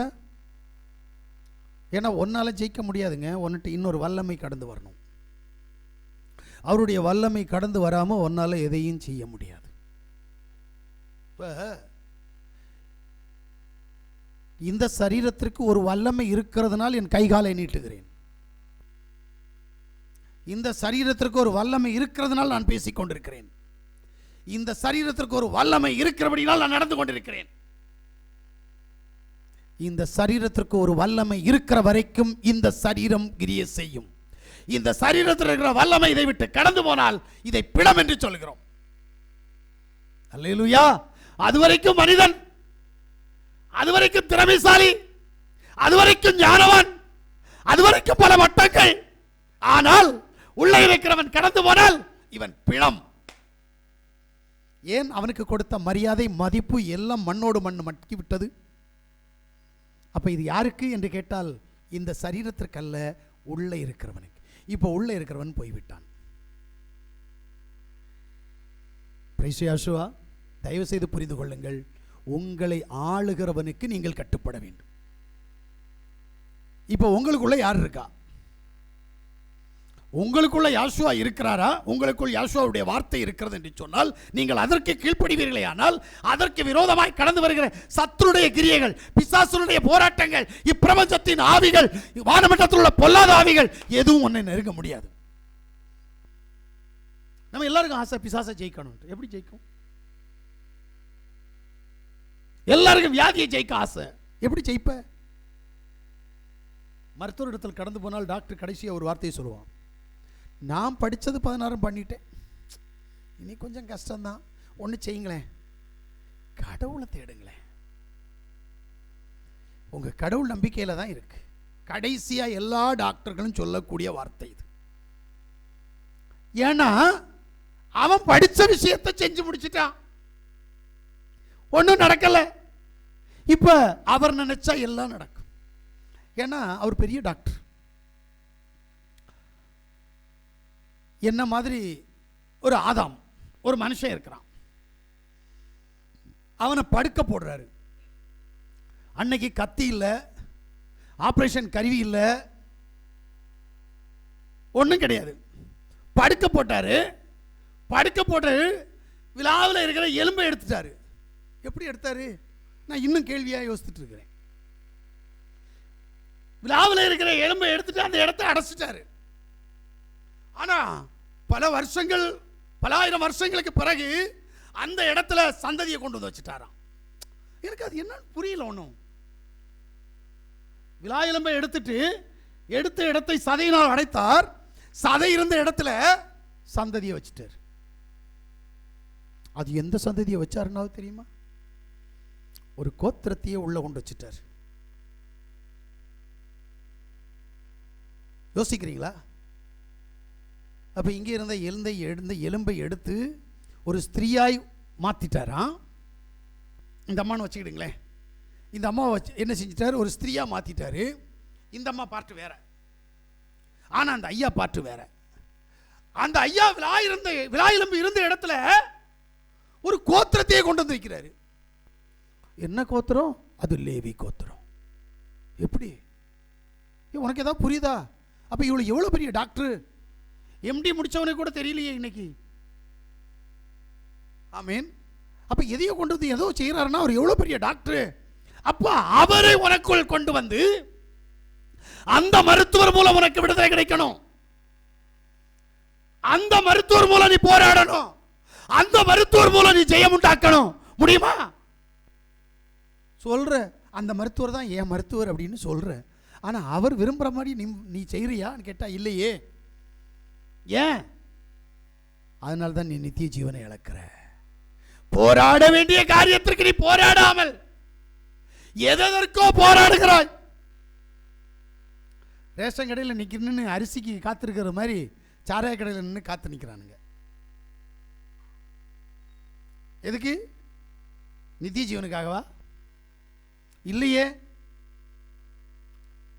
ஒரு காலத்தில் பார்த்தீங்கன்னா தெருவில் பைப் இருக்கும். இன்னைக்கு பைப்பெல்லாம் தெருவில் இல்லை, வீட்டில் இருக்கிறதுனால தப்பிட்டாங்க எல்லாரும். தெரு பைப்பில் சண்டைக்கு போனோம்னா யார் முடி இங்கே நீளமாக இருக்குன்னு பார்க்கணும். நீளமாக இருக்கிற முடியை சுற்றி பிடிச்சு இழுத்துருவாங்க பைப்பில். நீங்களாம் அப்படி இல்லை. ஏன்னா உங்கள் வீட்டில் இன்னைக்கு அந்த சண்டை வரல. ஏன்னா நீங்களாம் இப்போ எப்படி இருக்கீங்கன்னா வீட்டில் பைப்பை திறந்தா தண்ணி வந்துடுது, கார்பரேஷன் வாட்டர் வீட்டுக்கு வந்துடுது. அன்னைக்கு வீட்டில் எல்லாம் தண்ணி கிடையாது, தெருவில் இருக்கும். ஒரு தெருவில்னா சுமார் 50 வீடு 60 வீட்டுக்கு ஒரு பைப்பு தான் இருக்கும். நானும் நீயானு போட்டி போடணும். ஒரு தடவை படுக்கப்பத்துன்னு சொல்ற இடம் தூத்துக்குடி மாவட்டத்தில் அங்கே இருக்கிறேன். அப்போ அது என்ன ஊர்? ஒரு ஊர் கடற்கரை ஊர். அது என்ன ஊருன்னு மறந்துட்டு, பெரிய தாளை. எஸ், பெரிய தாளை என்ற ஊருக்கு நான் போறேன். அங்க சிபிஎம்ல உள்ள சகோதரி என்ன பார்த்தா சொல்லுவாங்க, நாங்கள் உங்களுக்கெல்லாம் ஸ்தோத்திரம் சொல்ல மாட்டோம், நாங்கள் எங்கள் ஐயாவுக்கு தான் ஸ்தோத்திரம் சொல்லுவோம், அவங்க தான் அப்போஸ்தலர்கள் அப்படின்னுவாங்க. அந்த அம்மாவை பார்க்குறேன், ரோட்டில் நல்ல சண்டை, குடத்தை கையில் வச்சிருக்க ஒரு கையில், பைப்புக்கு முன்னாடி கொண்டு போய் நீட்டிட்டு இருக்க ஒரு கையில் முடி இருக்குது. சூப்பராக இருந்துச்சு. தலைமுடியை பிடிச்சி வச்சு சண்டை. கெட்ட வார்த்தைக்கு நல்ல வார்த்தையெல்லாம் நிறைய பேசுறாங்க. ஆனா நல்லா புரிஞ்சுக்கிடுங்க, சபையில போன அந்நிய பாஷை பேசுறோம், தெருவில் நின்னா நல்ல வார்த்தையை திருப்பி கெட்ட வார்த்தையா பேசிக்கிட்டு இருக்கிறோம். இங்க சபையில நல்ல வார்த்தைன்றோம், அந்நிய பாஷையை நல்ல வார்த்தைன்றோம். ஆனா தெருவில் போன பைப்படியில் என்ன பண்ணிட்டு இருப்போம்? கெட்ட வார்த்தை பேசிக்கிட்டு இருக்கிறோம். யோசித்து பாக்குறீங்களா? இதுதான் இன்னைக்குள்ள வாழ்க்கை. அதனால சொன்னேன், இந்த மனுஷனை தூக்கி போட்டுட்டு உள்ளான மனுஷனுக்கு என்ன தேவையோ அதற்காக நானும் போராடணும். அந்த போராட்டம் நம்மகிட்ட இல்லை. அதனால தான் சொல்றேன், போராடு போராடு போராடு. ஏன்னா நித்திய ஜீவனை சுதந்திரித்துக் கொள்வதற்கு நீ போராடித்தான் ஆகணும். அல்லேலூயா. அன்றைக்கு ஆதாம் ஏவாளும் ஈஸியாக கிடைஞ்சக்கூடிய அந்த நித்தியத்தை, அந்த நித்திய ஜீவனை விளந்துட்டாங்க. தேவன் என்ன செஞ்சார் தெரியுமா? இந்த நித்திய ஜீவன் இவர்களுக்கு கிடைக்கக்கூடாது என்பதற்காக 2 தூதர்களை நிறுத்தி அவர்கள் கையில் சுடரொளி பட்டயம் ஆகிய 2 வாழை கையில் கொடுத்துட்டார். எவன் வந்தாலும் வெட்டி தீர்த்து, ஒருத்தன் கூட உள்ளே போகக்கூடாது. ஏன்னா உள்ளே போய் அதை பறித்து சாப்பிட்டா இவனுக்கு சாவு வராது. நான் தான் இவனுக்கு சாவுபடியாகி தண்டனை கொடுத்துட்டேன். இவன் செஞ்ச பாவத்திற்கு இவனுக்கு மரணம், ஏன்னால் பாவத்தின் சம்பளம் மரணம். அப்போ நான் மரணத்தை கொடுத்துட்டேன். ஆனால் இவன் என்ன செய்வானா, உன்னையும் என்னை ஏமாத்திடுவான். அதனால தூதனை உசாரான் இல்லை. இங்கே என்ன, இவன் உள்ளே வந்தால் இவனை வெட்டி போட்டுரு. ஆதாமுக்கு தெரிஞ்சிச்சு, போனால் வெட்டி போடுவான். அதனால் அவன் அந்த பக்கமே போகலை. அதனால் அவன் இழந்து போனான். எதை? நித்தியத்தை, நித்திய ஜீவனை இழந்து போனான். இதுதான் இன்றைக்கு நம்ம கதை. அதனால தான் சொல்றார், போராடு. போராட தெரியுமா? இப்ப 2வது சொல்றார், நித்திய ஜீவனை சுதந்தரித்துக்கொள். இப்ப நித்திய ஜீவன் எதுன்னு கொஞ்சம் கஷ்டம். வேதம் சொல்லுகிறது, யோவான் சுவிசேஷம் 3வது அதிகாரம் 16வது வசனம். தேவன் நம்முடைய ஒரே பேரான குமாரனை விசுவாசிக்கிறவன் எவனோ அவன் கெட்டு போகாமல் நித்திய ஜீவனை அடையும்படிக்கு அவரை தந்தருளி இவ்வளவாய் உலகத்தில் அன்பு கூர்ந்தார். ஆமென். குமாரனை விசுவாசிக்கணும். இங்கதான் குழப்பம் இன்னைக்கு. வேற ஒண்ணும் இல்லை. நான் போராடணும்னாலும் போராடிடுவேன். ஆனா யாருக்கு போராடணும்னு தெரியலையே. குமாரனுக்கு போய் போராடவா, இல்ல சர்வ வல்லமையுள்ள யெகோவா தேவனுக்கு போராடணுமா? 2 கடவுள், 3 கடவுள் இருக்கிறாங்க. பெந்தகோஸ்தக்காரனுக்கு, திருத்துவக்காரனுக்கு 3 கடவுள். இயேசு நாமக்காரனுக்கு 2 கடவுள். உடனே சொல்லுவான், இயேசு நாமக்காரன் என்ன தெரியும் இவனுக்கு? இயேசு நாமக்காரனுக்கு ஒரே கடவுள், நாங்கள் ஓன்லி ஜீசஸ் அப்படின்றாங்க. நல்லது, நானும் அங்கே தான் இருந்தேன், அதனால சொல்றேன், நல்லது. ஆனா போய் வேத வசனத்தின்படி பழைய ஏற்பாட்டின் தேவனுடைய பேர் என்னன்னு கேளுங்க. அவன் சொல்லுவான் யெகோவா. புதிய ஏற்பாட்டின் தேவனுடைய பேர் என்னன்னு கேளுங்க, இயேசு கிறிஸ்து. அப்ப 2 கடவுள் வந்தாரா இல்லையா? 2 கடவுள். நான் என்ன சொல்றேன் அப்படின்னா, ஒரே கடவுள்னா ஒண்ணுல பழைய ஏற்பாட்டின் தேவனை இயேசுன்னு சொல்லணும். ஏன்னா புதிய ஏற்பாட்டின் தேவனுடைய பேர் இயேசு. அப்ப பழைய ஏற்பாட்டின் தேவனை இயேசுன்னு சொல்லணும். இல்ல பழைய ஏற்பாட்டின் தேவன் யெகோவாக இருந்தால் புதிய ஏற்பாட்டின் தேவன் யெகோவான்னு சொல்லணும். சொல்ல மாட்டானே. அப்ப 2 கடவுளா? ஆமா, 2 கடவுள் தான். ஒன்னு யெகோவா ஐய கடவுள், இன்னொன்று இயேசு ஐய கடவுள். இப்ப 2 கடவுள் எப்படி ஒன்லி ஒரே ஒரு கடவுள்னு சொல்ல முடியும்? ஒன்றான மெய்தேவனை நான் கும்பிடுறேன் எப்படி சொல்ல முடியும்? அறிக்கை ஒன்றாக இருந்தாலும் கிரியை 2ஆக இருக்கிறது. அப்ப இயேசு நாமக்காரனும் கள்ள உபதேசக்காரன் தான். இப்ப என்ன அப்படின்னா, திருத்துவக்காரன் இயேசு நாமக்காரன் ஒருத்தன் வேண்டாம். என்ற குமாரன் என்றால் யார்? அறிகிற அறிவு ரொம்ப முக்கியம். ஏன்னா குமாரன் என்பது, அதை நான் முதலே சொன்னேன், நான் என்பவன் இந்த உலகம் உண்டாவதற்கு முன்னாடியே நான் இருக்கிறேன். அவர் என்னை உலக தோற்றத்திற்கு முன்பாகவே என்னை பெயர் சொல்லி அழைத்து அவருடைய உள்ளங்கையில் என்னை பொறித்து வைத்திருந்தார் என்று வேதம் சொல்லுகிறது. இந்த பூமிக்கு நான் வரதுக்கு முன்னாடியே அங்க அவரிடத்துல தான் இருந்தேன். அப்ப அவரிடத்துல இருந்த நான் இந்த பூமிக்கு என்னை அனுப்பினார், நான் வந்தேன். எப்படி வந்தேன்? என்னுடைய தாய் ஒரு பிண்டத்தை இந்த பூமியிலே பெற்றெடுத்தாள். நன்றாக புரிந்து கொள்ளுங்கள். ஒரு பிண்டத்தை இந்த பூமியிலே பெற்றெடுத்தாள். அந்த பிண்டம் வெளியில் வந்த போது அதுக்குள்ளே உயிர் இருந்தது, ஆனால் ஆவி இல்லாமல் இருந்தது. ஏனென்றால் உயிர் இருக்கிற போது என் தாய், என் இந்த பிண்டத்தை பெற்றெடுத்த தாய் சொன்னால், என்ன சவுட்டுறான் பய வைத்துக்குள்ள கிடந்து, ரொம்ப வலிக்குது, கஷ்டம், பய இருக்க விடான்ல அப்படின்னு எங்க அம்மா சொல்லியிருப்பாங்க. ஏன்? அவருக்கு உயிர் இருந்துச்சு. வயிற்றுக்குள் இருக்கிற போது உயிர் இருந்தது, ஆனபடியினால் கைகால் அசைத்தான். ஆனால் பூமியில் வந்துவிட்டான். வந்தவனிடத்தில் ஆவி உயிர் இருந்தது, ஆனால் ஜீவன் இல்லை. இதற்காக ஒண்ணுமே தெரியாத அடிமட்ட முட்டாள்கள் என்ன செய்யணும் அப்படின்னா, பிரசவம் பார்க்கிற ஆஸ்பத்திரிக்கு போகணும்.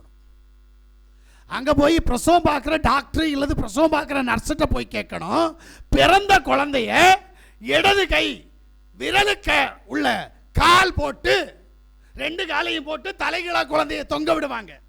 தொங்க விட்டு அந்த குழந்தையினுடைய உள்ளங்கால்ல விரல் கொண்டு அடிக்கிறீங்களே, எதுக்கு அடிக்கிறீங்கன்னு கேளுங்க. அடிச்சு பலன் இல்லை என்று சொன்னால் 12 மணி நேரம் இல்லது 24 மணி நேரம் வேகாத வெண்டிலேட்டர்ல கொண்டு போடுவாங்களாம். எதுக்கு? 24 மணி நேரத்துக்குள்ளால அந்த பிள்ளைக்கு ஜீவன் வரல, கஷ்டம்தான், அப்புறம் புதைக்க தான் செய்யணும் அப்படின்றாங்க. சில பிள்ளைகள் பிறக்கிற போது ஜீவனோடு பிறக்கும். சில பிள்ளைகள் பிறந்த பின்பு விரலால் அடிக்கப்பட்டு உணர்ச்சிகள் தூண்டப்பட்ட பின்பு அந்த ஜீவன் உள்ள வரும். சில பிள்ளைகளுக்கு ஜீவன் வராது, ஆனபடினால் இறந்து விடுகிறது. அந்த ஜீவன் தான் நான், அந்த ஜீவன் தான் நீ. நீயும் நானும் நம்முடைய அம்மா அப்பா பிள்ளை இல்ல, சர்வ வல்லமையுள்ள யாவாகிய யாசுவ மேசியாவுடைய பிள்ளைகளாயிருந்த நாம் அம்மா வயிற்றில் பிறந்த அந்த குமாரத்துவத்திற்குள்ளால் நாம் நுழைந்திருக்கிறோம். பிரைஸ் யாசுவா. அதைத்தான் இந்த சரீரம் வந்ததனால தான் சரீரத்தை தாய் மகனே என்று மகளே என்று அழைக்கிறாள். நன்றாக புரிந்து கொள்ளுங்கள். இப்ப இந்த சரீரம் போல் மரியாளுடைய வயிற்றிலிருந்து ஒரு பிண்டம் ஒன்று வெளியில் வந்தது. அந்த பிண்டத்திற்குள் பிதாவாக இருந்தவர் உள்ளே நுழைந்தார். அதனால்தான் அவர் தைரியமா சொல்லுவார், என்னை கண்டவன் பிதாவை கண்டான், நானும் பிதாவும் ஒன்றாயிருக்கிறோம். ஆனா யாருக்கும் புரியல. உனக்கு தான் புரியல, யூதனுக்கு புரிஞ்சிச்சு. அதனால தான் கல்லால் அடிக்க போனான். என்ன இவன் தன்னை கடவுள்னு சொல்றான் அப்படின்னு அடிக்க போனான். தெரியுமா உங்களுக்கு? உனக்கு புரியாது, அவனுக்கு புரிஞ்சிச்சு. ஏனென்றால் அவனுக்கு வேதம் தெரியும், உனக்கு வேதமே தெரியாது, மனுஷனுடைய உபதேசம் தான் தெரியும். இப்போ யாவாகிய தேவன் சுவாவாக இரட்சகராக மரியாளுடைய வயிற்றில் பிறந்த பிண்டத்திற்குள் நுழைந்தார். அந்த பிண்டத்திற்கு குமாரத்துவம் என்று பெயர். எங்க பூமியில வந்த பிறகுதான் உனக்கு மகனுன்னும் மகளன்னும் அண்ணனுன்னும் தம்பின்னும் மாமனுன்னும் மச்சானுன்னும் ஒரு பேரை வைக்கிறாங்க. செத்து போன பிறகு யாராவது ஒன்று மாமா வாங்க மச்சான் வாங்கன்னு கூப்பிடுவானா? எவனாவது கூப்பிட்டுருக்கானா? என் பிள்ளை செத்து போச்சு, என் மாமன் செத்து போனான், என் மச்சான் செத்து, அவன் தானே போனான். அப்ப இங்க இருக்கிறது யாரு? அறிகிற அறிவு ரொம்ப முக்கியம். இந்த பிணத்தை பார்த்து எவனும் உரிமை கொண்டாடுவதில்லை. கட்டின பொண்டாட்டி கூட செத்து போய் 3 மணி நேரம் ஆயிடுச்சுன்னா கட்டின பொண்டாட்டி சொல்லுவா, பிரேதத்தை எப்ப எடுப்பீங்க, ஒன்று செய்யுங்க, பிரேதத்தை எங்க பூத்த போறீங்கன்னு கேட்டா, பிரேதத்தை இங்க வீட்டு பக்கத்துல பூத்தாதீங்க, பிரேதத்தை கொஞ்சம் தள்ளி இந்த இவ்வளவு கண்டத்துல அந்த லாஸ்ட்ல கொண்டு போய் பூத்துங்கன்னுவா. எதை? என் மாப்பிள்ளைய பூத்துங்கன்னு சொல்ல மாட்டா, என் புருஷனை பூத்துங்கன்னு சொல்ல மாட்டா, பிரேதத்தை பூத்துங்கன்னு சொல்லுவா. ஏன் அந்த உறவு போச்சு? உள்ள இருந்தவனுக்குத்தான் அந்த உறவுகள் அப்படின்னு நினைக்கிறியா? இல்லைங்க, அந்த உறவு உள்ள இருந்தவன் இருந்ததுனால தான் இந்த ஜடத்துக்கு அந்த உறவுகள் எல்லாம் வந்துச்சு. ஆனா இந்த சரீரத்துக்கு தான் அதெல்லாம் பேரு. இதுபோல யாசுவாவுடைய சரீரத்திற்கு குமாரத்துவம் உண்டு பேரு. ஆமென். யாசுவாவுடைய சரீரத்திற்கு தான் குமாரத்துவம். இந்த குமாரத்துவம் யார் என்று அறிகிற அறிவு வேணும் நமக்கு. முதல்ல நமக்கு தெரியலங்க யாசுவா யாரு. வெளியில இருக்கிறவனுக்கு இயேசு யாருன்னு தெரியாது, இங்க இருக்கிறவனுக்கு யாசுவா யாருன்னு தெரியாது. இதை அறிஞ்சா இவர் விடுதலை கொடுப்பார். யாசுவா என்ன அப்படின்னா, முதல்ல நல்லா வாசிங்க. யாசுவா தானே தந்தை யாருன்னு சொல்லுவார். யோவான் சுவிசேஷம் 13வது அதிகாரம் 13வது வசனத்தை வாசிங்க. நீங்கள் என்னை போதகர் என்றும் ஆண்டவர் என்றும் சொல்லுகிறீர்கள். ஆமென். நீங்கள் சொல்லுகிறது சரியே, நான் அவர்தான். ஐயோ பிள்ளை, அவர் பொய் சொல்லி இருக்கிறாரு. மாம்சத்துல வந்த யாசுவா பொய் சொல்லிட்டாரு. நீங்கள் என்னை ஆண்டவர் என்றும் தேவன் என்றும் சொல்லுகிறீர்கள், அவர் நான் தான். இங்க பொய் சொல்லிட்டாரு. இவர் ஆண்டவரா, இவர் தேவனா? அவர் சொல்றாரு, டே அறிவு கேட்டவனே, நான் தாண்டா அவரு. அவர் வாயிலே சொன்னார். இஸ்லாமியர்கள் கேட்பாங்க, உங்க இயேசுனார் என்னைக்காவது அவர் தன்னை ஆண்டவர் என்று சொன்னாரா? சொல்லவே இல்லையே. அப்ப இந்த வசனத்தை எங்க கொண்டு போடுறதுக்கு? அவர் சொல்லி இருக்கிறார், நானே தேவன், நானே ஆண்டவர். அல்லேலூயா. யோவான் சுவிசேஷம் 8வது அதிகாரம் 24 இருந்து 26 வரைக்கும் வாசிங்க. ஆதி முதல்ல யார யாசுவாவை சொன்னாங்களா? குமாரன்னு சொன்னாங்களா? இல்லையே, அங்க தேவன்னு சொன்னாங்க, யான்னு சொன்னாங்க. ஆ, நியாயம் தீர்க்கவும் ஆமென். எனக்கு அநேக காரியங்கள் உண்டு. ஆ, என்னை அனுப்பினவர் சத்தியம் உள்ளவர். ஆ, நான் அவரிடத்தில் கேட்டவைகளையே ஆமென். உலகத்துக்கு சொல்லுகிறேன் என்றார். நல்லா புரிஞ்சுடுங்க. இப்போ யாரு? நான் ஆதி முதலாய் சொல்லப்பட்டவர் நான். இதுக்குதான் பிலிப்பிட்ட சொல்லுவார், நானே அவர் என்று நீ விசுவாசியா விட்டால் உன் பாவத்திலே நீ சாவாய். நான் தான்ப்பா பிதா, நீ யெகோவான்னு சொன்னா நான் தான்ப்பா யெகோவா, நீ யான்னு சொன்னா நான் தான்ப்பா யா. ஆனா இப்ப யாசுவாவாக வந்திருக்கிறேன்.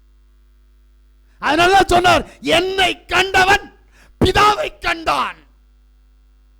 அவர் தான் சொன்னார். பொய் சொன்னா அவர் எப்படி தேவனா இருக்க முடியும்? ஆமென். அப்ப அவர் சொன்ன வார்த்தையை நீ அப்படியே கைக்கொள்.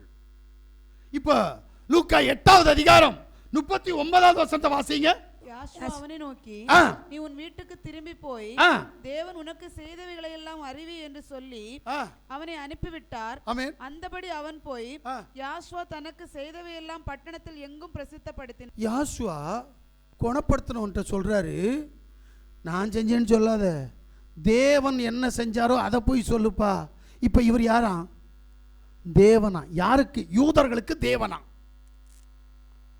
புரியுதா உங்களுக்கு?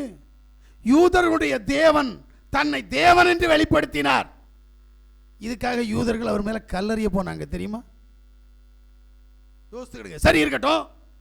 இப்ப அவர் தன்னை தேவன் என்றும் ஆண்டவர் என்றும் உறுதிப்படுத்திட்டாரு.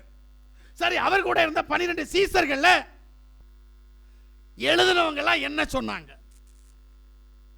முதல்ல தோமா, இந்தியக்காரனுக்கு அவர் தானே வழிகாட்டி. அவர் என்ன சொல்றாரு தெரியுமா? 20வது யோவான் சுவிசேஷம் 20வது அதிகாரம் 27 இருந்து 29 வரைக்கும் வாசித்தோமே. ஆனால் பின்பு அவர் தோமாவை நோக்கி, ஆ, நீ உன் விரலை இங்கே நீட்டி ஆ, என் கைகளை பார். ஆ. உன் கையை நீட்டி ஆமென். என் விலாவிலை போடு. அவிவிசுவாசியா இராமல் இராமல் விசுவாசியா இரு என்றார். விசுவாசியா இரு என்றார். தோமா அவருக்கு பிரதியுத்தரமாக, ஆமென். என் ஆண்டவரே, என் ஆண்டவரே, என் தேவனே என்றார். என் தேவனே என்றார். அதற்கு யாசுவா, யாசுவா, தோமாவே, ஆ, நீ என்னை கண்டதினாலே விசுவாசித்தாய். ஆமென். காணாதிருந்து விசுவாசிக்கிறவர்கள் பாக்கியவான்கள் என்றார். இப்ப தோமா சொன்னதுக்கு, டேய் நான் இல்ல ஆண்டவர், எனக்கு மேல ஒருத்தர் இருக்கிறாரு, அவர் தான் ஆண்டவர்னு சொன்னாரா? இல்ல. என்ன? என் கிரியைகளை கண்டு என்னை ஆண்டவர் என்றும் தேவன் என்றும் விசுவாசிக்கிறாய், காணாமல் விசுவாசிக்கிறவன் பாக்கியவான் என்கிறார். அவர் ஒத்துக்கிட்டாரா இல்லையா? தோமா சொன்னதை ஒத்துக்கிட்டார்ல? நீ ஒத்துக்க, நீ இன்னைக்கு சொல்ல மாட்டேங்கிற? தோமாவோடவும் நீ பெரியவனா? யாசுவாவை தேவன் என்று அறிக்கை செய்ய மாட்டேங்கிற? சரி, யோவான் என்ன சொன்னார்? யோவான் தன்னுடைய நிருபத்தில் எழுதுற போது எழுதுறாரு. 1 யோவான் 5வது அதிகாரம் 20வது வசனத்துல, அன்றினா சத்தியம் உள்ளவரை அறிந்து கொள்வதற்கு ஆமென், தேவனுடைய குமாரன் வந்து நமக்கு புத்தியை தந்திருக்கிறார் நல்லா என்று கேளுங்க. அறிவோம். நீங்களும் நானும் சொல்றபடி தேவனுடைய குமாரன் வந்து புத்தியை தந்திருக்கிறார் என்று அறிவோம். அவருடைய குமாரனை யாசுவா மெசியா எண்ணப்பட்ட சத்தியம் அவருடைய உள்ளவருக்குள்ளும் இருக்கிறோம். குமாரன் எனப்பட்ட யாசுவா மேசியா என்ன செய்யறார் பாருங்க. சத்தியம் உள்ளவருக்குள்ளும் இருக்கிறோம். இருக்கிறோம். இவரே மெய்யான தேவனும் இவரே மெய்யான தேவனும் நித்திய ஜீவனுமா இருக்கிறார். இவரே நித்திய ஜீவனுமா இருக்கிறார். நம்புறியா? வேத வசனத்தை நீ நம்ப மாட்டியே.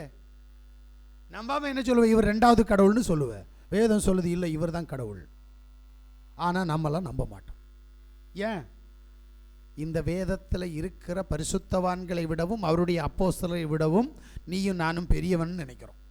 இங்கே தான் சிக்கல். எனக்கு தெரியாததா பேதுருக்கு தெரியும், எனக்கு தெரியாததா யோவானுக்கு தெரியும், எனக்கு தெரியாததா பவுலுக்கு தெரியும். நான் எல்லாத்தையும் படித்து கரைச்சி குடிச்சு வச்சிருக்கிறேன். நம்ம அப்படிதான் நினச்சிக்கிட்டு இருக்கிறோம்.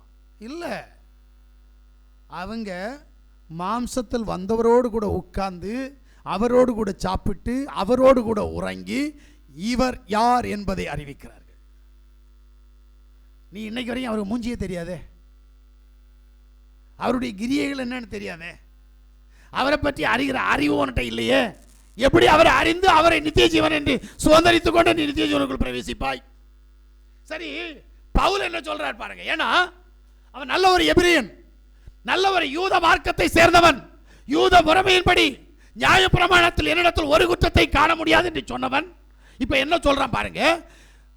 ரோமருடைய புஸ்தகம் 9வது அதிகாரம் 5வது வசனம். பிதாக்கள் அவர்களுடையவர்களே. யாரு பிதாக்கள்? ஆபிரகாம், யாக்கோப், ஏசா, யோசேப், எல்லா பிதாக்களும் அவருடையவர்களே. மாம்சத்தின்படி மேசியாவும் அவர்களில் பிறந்தார். அந்த பிதா இப்ப மாம்சத்தின்படி பிறந்திருக்கிறாரு. இவர் என்னென்றைக்கும் ஸ்தோத்தரிக்கப்பட்ட. இவர் எப்படிப்பட்டவரா? என்றென்றைக்கும். எப்ப? இன்னைக்கு இல்ல, நேத்தைக்கு இல்ல, நாளைக்கு இல்ல, என்றென்றைக்கும் ஸ்தோத்தரிக்கப்பட்டவர், சர்வத்திற்கும் மேலான தேவன். இவர் ஒருவரே சர்வத்திற்கு மேலான தேவன் சொன்னா நீ நம்ப மாட்ட. அதுக்காக அவரே முடிச்சிட்டார். ஆமேன், அப்படி ஆகட்டும். இதை ஒருத்தனும் மாற்றி சொல்லக்கூடாது அப்படின்னு அப்படிதானேமா இருக்கு. ஆமேன் என்று முடித்து விட்டார். ஏன்னா உன் புத்தி கடைசி நாட்களில் என்னவா மாறும்னு அவருக்கு தெரியும். நீ உடனே சொல்லுவ இவர் எல்லாம் கடவுள், இவருக்கு மேலே இவங்க அப்பா ஒரு ஆள் இருக்கிறாரு, இவர் அவருக்கு மகன், அப்போ அவர் பொண்டாட்டி யாரு, இந்த மகனுடைய அம்மா யாருன்னு கேட்க மாட்டேன். ஏனென்றால் அந்த அறிவு இல்லை. இப்படி வேதத்தில் வாசிச்சோம்னா அவர் யாருன்னு இருக்குது. அடுத்தபடியாக தான் கொஞ்சம் வித்தியாசம் உள்ளது. இவர் எப்படிப்பட்டவர் அப்படின்னா, வேத புஸ்தகத்தை திறந்து வாசிங்க. கொலோசியருடைய புஸ்தகம் 1வது அதிகாரம் 15-16 வாசித்தீங்கன்னா தான் தெரியும் இவர் யார். கண்ணால் பார்க்க முடியாத அதரிசமான தேவனின் தற்ஸ்வரூபம். இப்ப பார்க்க முடியாத தேவனின் பார்க்கும் சரீரம் இவர்தான். சர்வ சிருஷ்டிக்கு முந்தின பேருமானவர். இந்த சரீரம் தான் முதல் பேரு. போதும். அப்ப சிருஷ்டிப்பே இவரை கொண்டுதான். இவர் தான் சிருஷ்டித்தார். நல்லா யோசிங்க. அப்ப ஆதியாகமத்தில் 2வது அதிகாரத்தில் சிருஷ்டிகர் இருக்கிறது யாருன்னு கேட்டா உங்களுக்கு புரியுதா? பிதாவாகிய யாவாகிய யாஷ்வா ஒருவரே சிருஷ்டிகர். அறிகிற அறிவு ரொம்ப முக்கியம். இப்ப எபிரேயருடைய புஸ்தகம் நினைக்கிறேன் 1வது அதிகாரம் 3வது வசனமா, இவர் அவருடைய மகிமையின் பிரகாசமும் ஆமென் அவருடைய தன்மையின் சொருவமாய் இருந்து சர்வத்தையும் தம்முடைய வல்லமையுள்ள வசனத்தினாலே தாங்குகிறவராய் தம்மை தாமே நம்முடைய பாவங்களை நீக்கி சுத்திகரிப்பை உண்டு பண்ணி உன்னதத்துள்ள மகத்துவம் அவருடைய வலது பாரசத்திலே உட்கார்ந்தார். இப்ப இவர் யாரா? அவருடைய மகிமையின் பிரகாசம். வேற ஒண்ணும் இல்லை. இந்த அவருடைய உடம்பு ஃபுல்லா மகிமையினால் நிறைந்திருக்கிறது. இந்த மகிமை உனக்கு தெரியணும்னா அந்த பிரகாசம் தெரிஞ்சாதான் அந்த மகிமை புரியும். இப்ப வேதம் என்ன சொல்லுது அப்படின்னா, யாவாகிய தேவனின் மகிமையின் பிரகாசம் யாஷ்வா. அல்லேலூயா. ஏன்னா அவருடைய சாயலே இவர்தான், அவருடைய ரூபமே இவர்தான். நீ போய் இன்னொரு ஆள்னு எப்படி சொல்ல முடியும்? சரி, இருக்கட்டும். பிலிப்பியருடைய புஸ்தகம் 2வது அதிகாரம் 6வது வசனத்திலிருந்து 11வது வசனம் வரைக்கும் வாசிங்க. அவர் தேவனுடைய ரூபமாய் இருந்தும், அவர் தேவனுடைய ரூபமாய் இருந்தும் தேவனுக்கு சமமாய் இருப்பதை. அவர் இன்னொரு ஆளுடைய ரூபம் இல்ல, அவர் தேவன் எனப்படுகிறது. நீ யார நினைச்சையோ, பழைய ஏற்பாட்டில் யார தேவன் சொன்னையோ அவருடைய ரூபம் இவர் ரூபமாய் இருந்தும் தேவனுக்கு சமமாய் இருப்பதை கொள்ளாடின பொருளாக எண்ணாமல். இந்த வார்த்தையை கொஞ்சம் சரியா புரியணும். நீ பிதான் சொல்றியோ யெகோவான்னு சொல்றியோ, ஆனா அவருக்கு சமமானவர் இவர். இன்னொரு கடவுள் இல்லை, இவருக்கு சமமானவர். இதை குறித்து நான் குரானிலே வாசிக்கிற போது, இஸ்லாமியருடைய குரானில் வாசிக்கிற போது முகமது நபி இப்படி எழுதுவார். அல்லாஹ் ஈசா நபியை, யாசுவ மேசியாவை தன் அளவில் உயர்த்தி கொண்டான். என்ன தெரியுமா? அல்லாஹ் என்கின்ற போஸ்ட்ல ஈசா நபி ஆகிய யாசுவ மேசியாவை தூக்கி கொண்டு போய் அந்த ஸ்தானத்தில் வச்சுட்டார். அப்ப அந்த ஸ்தானத்தில் இருந்தவர் எங்க போனாரு? சேர்ல நான் இருக்கிறேன், என் ஸ்தானத்தில் இந்த பையனை கொண்டு வந்து வச்சுட்டேன். இந்த சேர்ல நான் தான் இருக்கணும், ஊழியக்காரனா நான் இருக்கணும். இப்ப இந்த பையனை கொண்டு வந்து உட்கார வச்சுட்டேன். இப்ப நான் எங்க போனேன்? நான் இல்லையே. இப்ப இந்த இடத்துக்கு சொந்தக்காரர் யாருன்னா இப்ப இந்த பையன். இதுபோல குரான் தரவா கரெக்டா சொல்லுது. என்ன? ஈசா நபியை அல்லாஹ் தன்னளவில் உயர்த்தி கொண்டான். அங்க அல்லாஹ் யாரு? யாரு அப்படின்னா யாஷ்வா தான். நல்லா புரிஞ்சுக்கணும். இதுதான் இங்க சொல்றார். அவர் தேவனுடைய ரூபமாய் இருந்தும் தேவனுக்கு சமமாய் இருப்பதை கொள்ளையாடின பொருளாக எண்ணாமல் தம்மை தாமே வெறுமையாக்கி. இப்ப யாவாக இருந்த தேவன் தம்மை வெறுமையாக்கி அந்த ஸ்தானத்தை விட்டு வெறுமையாக்கி இந்த பூமியிலே கடந்து வருகிறார். அடிமையின் ரூபம் எடுத்து மனுஷர் சாயலானார். எதுக்கு? நல்லா புரிஞ்சுக்க. அடிமையின் ரூபம் எடுத்தார். ஏன்? பிள்ளைகள் மாம்சத்தை இரத்தத்தை உடையவர்களா இருக்கிறபடியால் அவரும் அந்த ஸ்தானத்தை விட்டு அடிமையின் ரூபம் எடுத்தார். அவர் மனுஷ ரூபமாய் காணப்பட்டு மரண பரியந்தம் அதாவது சிலுவையின் மரண பரியந்தமும் தன்னை என்ன செய்றார்? சிலுவையின் மரண பரியந்தமும் கீழ்ப்படிந்தவராக தம்மை தாமே தாழ்த்தினார். பாத்தீங்களா? ஏன்னா ஒன்னை ரட்சிக்க தேவன் இன்னொரு ஆளை அனுப்பின சரியாகாது என்பதற்காக அவர் அடிமையின் ரூபம் எடுத்து வந்து உன் பாவத்தை எல்லாம் தன்மேல் சுமந்து நீ அனுபவிக்க வேண்டிய தண்டனையை அவர் அனுபவித்து அவர் சிலுவையிலே மரித்தார்.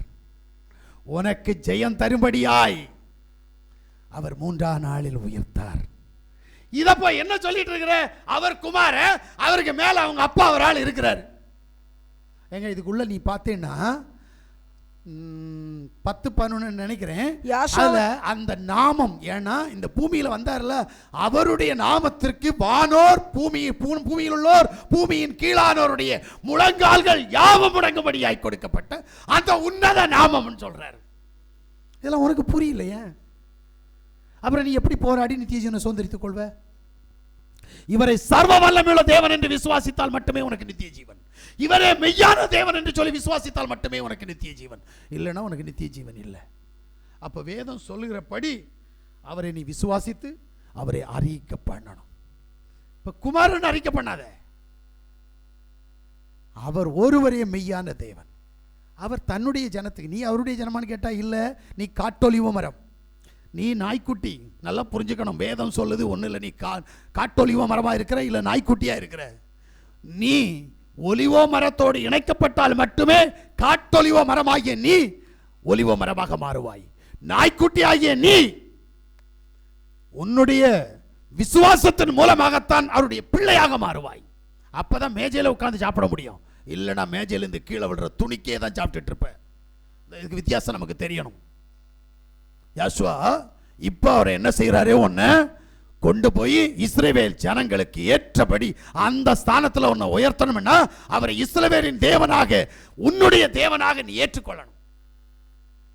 இஸ்ரவேலர் இன்னைக்கு வரைக்கும் யாசுவாவை இஸ்ரவேல் சகலரும் தெய்வமா ஏத்துக்கல, யாவை மட்டுமே ஏத்துக்கிட்டாங்க. அங்க ஒரு குரூப் யாசுவாவையும் ஏத்துக்கிறாங்க. ஆனா மேக்சிமம் ஜனங்கள் யாவை ஏத்துக்கிறாங்க. ஆனா என்ன சொல்றாங்க? மேசியா வருவார். அங்க ஒரு செவுரு இருக்குதுங்க, பழைய தேவாலயத்தினுடைய செவுரு. அந்த செவுத்துல போய் இன்னும் கொண்டு தலை கொண்டு இடிப்பாங்க, நெத்தி கொண்டு இடிச்சு இன்னைக்கு வரைக்கும் கூப்பிடுறாங்க மேசியாவே வாரும். இப்ப இந்த யுத்தத்துக்கு முன்னாடி அந்த நாட்டு பிரதமர் ஒரு லெட்டர் எழுதி அந்த சோறு இடுக்கில் கொண்டு போய் வச்சிருக்கிறார். அங்க அதான் வேலை, மேசியா வார நேரம் எங்களுக்கு இதெல்லாம் செஞ்சு தரணும், இந்த வச்சுக்கிடுங்க அப்படின்னு கொடுக்குறாங்க எல்லாரும். இன்னும் மேசியாவை எதிர்பார்க்கிறார். வந்த மேசியாவையே நமக்கு யாருன்னு கண்டுபிடிக்க முடியல. எப்படி? பழைய ஏற்பாட்டில் சொல்றார் மேசியா யாரு என்று. அவர் வருவார். தானியேலுடைய புத்தகம் நினைக்கிறேன் 9வது அதிகாரமா? ஆமா. மீறுதலை தவிர்க்கிறதற்கும் பாவங்களை தொலைக்கிறதற்கும் அக்கிரமத்தை நிவர்த்தி பண்ணுகிறதற்கும் நித்திய நீதியை வருவிக்கிறதற்கும் தரிசனத்தை தீர்க்க தரிசனத்தை முத்திரிக்கிறதற்கும் மகா பரிசுத்தமுள்ளவரை அபிஷேகம் பண்ணுகிறதற்கும் உன் ஜனத்தின் மேலும் உன் பரிசுத்த நகரத்தின் மேலும் 70 வாரங்கள் செல்லும்படி குறிக்கப்பட்டிருக்கிறது. இப்போதும் நீ அறிந்து உணர்ந்து கொள்ள வேண்டியது என்னவென்றால், எருசலேமை திரும்ப எடுப்பித்து கட்டுகிறதற்கான கட்டளை வெளிப்படுவது முதல் பிரபுவாகிய மேசியா வரும் 7 வாரமும் 62 வாரமும் செல்லும். அவைகளில் வீதிகளும் அலங்கங்களும் மறுபடியும் கட்டப்படும். ஆனாலும் இடுக்கமான காலங்களில் இப்படி ஆகும். அந்த 62 வாரங்களுக்கு பின்பு மேசியா சங்கரிக்கப்படுவார், கொலை செய்யப்படுவார். ஆனாலும் நமக்காக அல்ல நகரத்தையும் பரிசுத்த ஸ்தலத்தையும் வரப்போகிற பிரபுவின் ஜனங்கள் அழித்து போடுவார்கள். அதன் முடிவு ஜலப்பிரவாகம் போல இருக்கும். ஐயா, தானியேல் 9வது அதிகாரம் 24, 25, 26 வசனங்களை வாசிக்கிற போது மேசியா வருவார், அவர் சங்கரிக்கப்படுவார் அப்படின்னு சொல்லி இருக்குது. இஸ்ரவேலனுக்கு தெரிஞ்ச ஒரு ரகசியம், ஆனால் என்ன செய்யுது, புறஜாதிக்காரன் இன்னைக்கு ஏற்றுக்க மாட்டேங்கிறான். ஆனால் பைபிள், அவனுக்கு பைபிளை திருடி அல்லது கடன் வாங்கி வச்சிருப்பான். ஆனால் அவன் கடவுளை இவன் கும்பிட மாட்டான். என்ன பண்ணுறது? இதைத்தான் அறிவிக்க வேண்டிய விதத்தில் நீயும் நானும் அறிவிக்கணும். யாசுவா யார்? யாசுவாவே மேசியா என்று அறிவிக்கணும், வேற ஒன்றும் இல்லை. யாசுவாவே மேசியா என்று அறிவிக்கணும். முடியுமா? அப்போஸ்தலருடைய புத்தகம் 5வது அதிகாரம் 42வது வசனம் தான் சொல்லுது. இது அறிவிக்கப்பட முடியுமா? யாசுவா ஒருவரே மேசியா, ஒருவரே மேசியா சொல்ல முடியுமா? இதை அறிவிக்க பண்ணினாதான் உனக்கு நித்திய ஜீவன், உனக்கு விடுதலை. இதுக்காகவே நீ அழைக்கப்பட்டிருக்கிறாய், வேற எதுக்காகவும் இல்லை. அழைக்கப்பட்டு உள்ள வந்திருக்கிறீங்களா? பரிசுத்த வேதாகமத்தை கையில் எடுத்திருக்கிறீங்களா? இது எதுக்கு தெரியுமா? நல்ல போராட்டத்தை போராடுறதுக்கும் நித்திய ஜீவனை சுதந்தரித்துக் கொள்வதற்கும், என்ன, அவரை அறிக்கை பண்ணுவதற்காகவே நீ அழைக்கப்பட்டிருக்கிறாய். இது இருந்தா உன்னுடைய போராட்டம் நல்லதாக இருக்கும். நீ நித்திய ஜீவனை சுதந்தரித்துக் கொள்வாய். நம்ம எல்லாரும் கண்களை மூடுவோமா?